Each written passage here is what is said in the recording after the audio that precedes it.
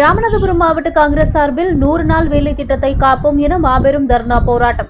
100 நாள் வேலை திட்டத்தை ஒழிக்க நினைக்கும் மத்திய பாஜக அரசின் செயலை கண்டித்து தமிழ்நாடு காங்கிரஸ் கமிட்டி தலைவர் செல்வ பெருந்தகை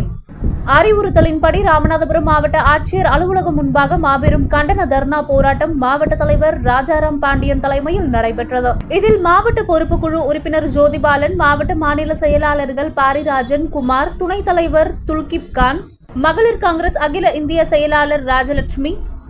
அனைத்து வட்டார நகர பேரூர் தலைவர்கள், நிர்வாகிகள், மாநில மாவட்ட நிர்வாகிகள், உள்ளாட்சி பிரதிநிதிகள், சார்பு அணிகளின் தலைவர்கள், நிர்வாகிகள், பிற துறைகளின் தலைவர்கள், நிர்வாகிகள் என ஏராளமானோர் கலந்து கொண்டனர். மற்றும் இங்கே வருகை இருந்திருக்கக்கூடிய அனைத்து தாய்மார்களே, பத்திரிகை நண்பர்களே, காவல்துறை நண்பர்களே, பொதுமக்களே, உங்கள் அனைவருக்கும்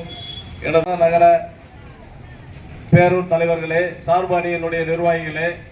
இந்த நிகழ்ச்சியை மிக சிறப்பாக ஒருங்கிணைத்துக் கொண்டிருக்கக்கூடிய அகில இந்திய மகிழா காங்கிரசுடைய தேசிய செயலாளர் எனது அருமை சகோதரி, மூத்த காங்கிரஸ் முன்னோடிகள், எனது மதிப்பிற்குரிய மாநில செயற்குழு உறுப்பினர் அண்ணன் பாரிராஜன் அவர்களே, மாநில பொதுக்குழு உறுப்பினர்கள் அண்ணன் ஜோதிபாலன் அவர்களே, அண்ணன் சோபா